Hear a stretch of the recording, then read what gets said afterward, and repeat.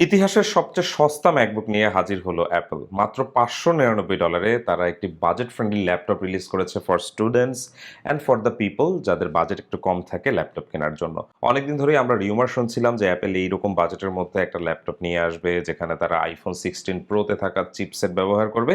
So সেটাই আসলে সত্যি হলো, অ্যাপল তাদের মোবাইল চিপসেট ব্যবহার করে ম্যাকবুক নিয়ে আসলো বাজারে। বাজেটের মধ্যে এই ম্যাকবুকটা এগ্রেসিভ পারফরমেন্স জেনারেট করতে পারবে, কারণ এখানে A18 প্রো যে চিপসেটটা আছে এই চিপসেটটার সাথে আপনি 8 GB ইউনিফাইড মেমোরি পেয়ে যাবেন, যার সাথে আপনি 256 জিবির একটা স্টোরেজও পেয়ে যাবেন। আর এটার একটা $699 ভার্সন থাকছে যেটা কিনলে আপনি সাথে 512 জিবির স্টোরেজ পেয়ে যাবেন এবং সাথে টাচ আইডিটাও পেয়ে যাবেন, যেটা আপনি $599 বাজেটের ল্যাপটপটাই পাবেন না। 13 ইঞ্চের একটি এলইডি ব্যাকলিট ডিসপ্লে, যেটা আইপিএস টেকনোলজিতে তৈরি করা, এরকম একটা ডিসপ্লে এবার তারা ব্যবহার করতে যাচ্ছে, যেটা রেজলিউশনও খুবই ভালো। 2408x1506 নেটিভ রেজলিউশনের এই ডিসপ্লেটা 500 নিটস পর্যন্ত ব্রাইটনেস জেনারেট করতে পারবে, তাই ডিসপ্লের দিক থেকে আলটিমেটলি কোনো কম্প্রোমাইজই করতে হচ্ছে না ইউজারদের। পাশাপাশি এখানে sRGB কালার থাকবে এবং 1 বিলিয়ন কালার পর্যন্ত সাপোর্ট করবে এই ম্যাকবুকের ডিসপ্লেটা।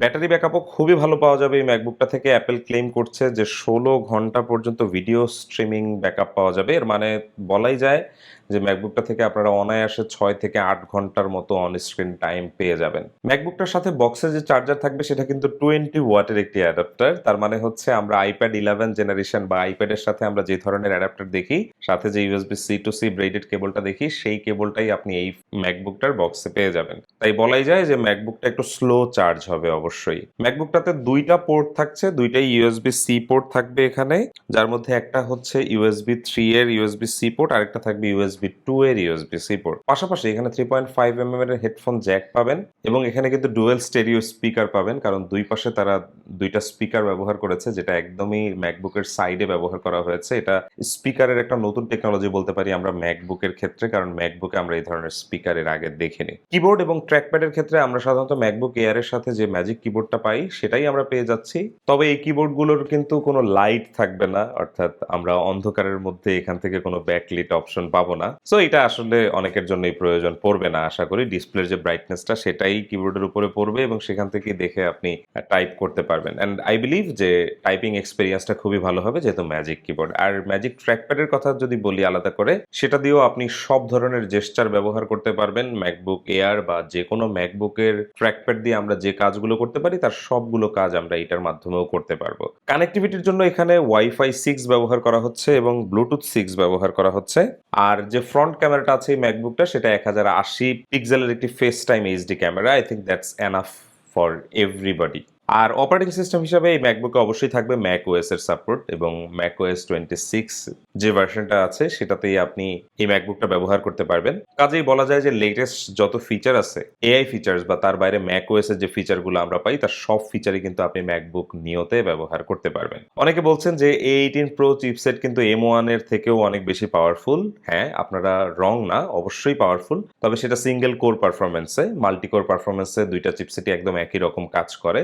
তবে এখানে M1 ইউজাররা একটু বেশি জিপিইউ পেয়ে যাবেন, কারণ আপনারা 18 প্রোতে কিন্তু মাত্র 5 কোর জিপিইউ পাবেন। কাজেই 4K ভিডিও এডিটিং বা খুবই হাই ইন্টেন্সিভ গ্রাফিক্স রিলেটেড কাজ হয়তো এই ম্যাকবুকটা দিয়ে করতে পারবেন না। তবে আমরা বেশিরভাগ ব্যবহারকারী যারা আছি তারা কিন্তু বেশিরভাগ ক্ষেত্রে হয়তো ভিডিও স্ট্রিমিং এর কাজে একটা ম্যাকবুক ব্যবহার করি, অনলাইন ক্লাস অ্যাটেন্ডিং এর জন্য ব্যবহার করি, প্রেজেন্টেশনের জন্য ব্যবহার করে থাকি অনেকেই। পাশাপাশি ইমেইল রাইটিং কিংবা কোনোভাবে কোনো মেসেজিং বা টুকটাক কিছু কম্পিউটার বেসড কাজ আমরা সাধারণত ম্যাকবুকে করে থাকি, যেগুলোর জন্য কখনোই খুব বেশি হাই কনফিগারেশন কম্পিউটার প্রয়োজন পড়ে না। আমি অনেক মানুষকেই চিনি যাদের হয়তো ম্যাকবুক নিও এর চাইতে বেশি পারফরমেন্স প্রয়োজন পড়ে না তাদের এভরিডে লাইফে। আর এই ম্যাকবুকটা শুধুমাত্র তাদের জন্যই তৈরি করা হয়েছে।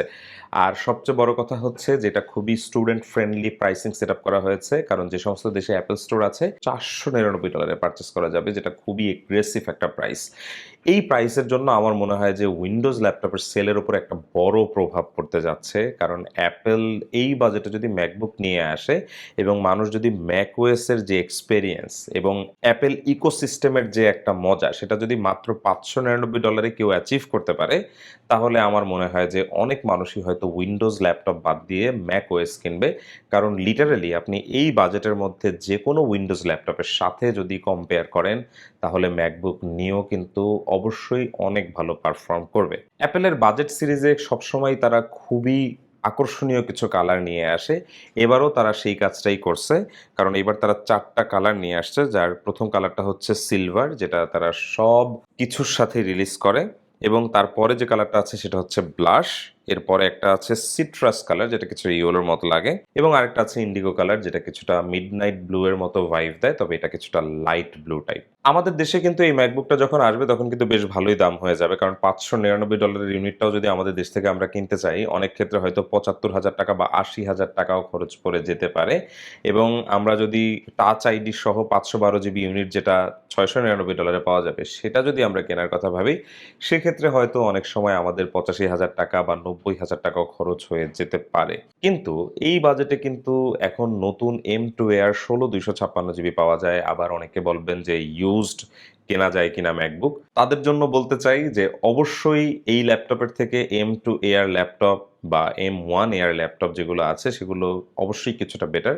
তবে ওগুলো কিন্তু পুরনো ল্যাপটপ, যেগুলো ৪-৫ বছর আগে বের হয়েছে, বা M2 Air এর কথা যদি বলেন সেটা মিনিমাম ৩ বছর আগে বের হয়েছে। তবে যারা নতুন ল্যাপটপ চান এই বাজেটের মধ্যে, তাদের জন্য কিন্তু এটাই হবে বেস্ট চয়েস। তবে হ্যাঁ, আপনি যদি পারফরম্যান্স এর কথা চিন্তা করেন, পাশাপাশি আপনি যদি ম্যাগসেফ চার্জিং এর কথা চিন্তা করেন, সে সমস্ত ক্ষেত্রে কিন্তু অবশ্যই M2 Air অনেক এগিয়ে থাকবে। কাজেই প্রশ্ন হচ্ছে যে এটা আমাদের দেশে কতজন কিনবে? যেহেতু দামের সাথে খুব বেশি ডিফারেন্স থাকবে না, এই সমস্ত ক্ষেত্রে হয়তো আমি নিজেও আপনাদেরকে রিকমেন্ড করব যে হ্যাঁ, go and buy the M2 Air, কারণ এটাতে 8 জিবি র্যাম থাকবে, 256 জিবি স্টোরেজ থাকবে। পাশাপাশি চিপসেটটাও অবশ্যই A18 Pro এর থেকে বেটার হবে in terms of the GPU performance. তবে পৃথিবীর অন্য যে কোনো দেশের জন্য এটা যে প্রাইসে বের হয়েছে, বিশেষ করে স্টুডেন্টদের যে প্রাইসিংটা আছে, এটা জাস্ট ইনসেন একটা প্রাইস।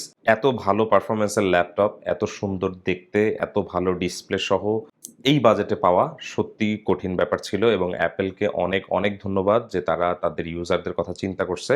এতদিন পর্যন্ত বাজেট ফ্রেন্ডলি আইপ্যাড ছিল, কিন্তু অ্যাপেল এইবার প্রথমবারের মতো বাজেট ফ্রেন্ডলি ল্যাপটপও বাজারে নিয়ে এসেছে। এটার জন্য সিরিয়াসলি অ্যাপেলকে অনেক বেশি ধন্যবাদ দিতে হয়। অ্যাপেলের এই নতুন ল্যাপটপ নিয়ে আপনি কি ভাবছেন? আপনি নিজের জন্য এই ল্যাপটপটি কিনবেন কিনা তা অবশ্যই আমাদেরকে কমেন্ট করে জানাবেন। আজকের মতো এই ভিডিও এই পর্যন্তই। দেখা হচ্ছে পরবর্তী ভিডিওতে। আল্লাহ হাফেজ।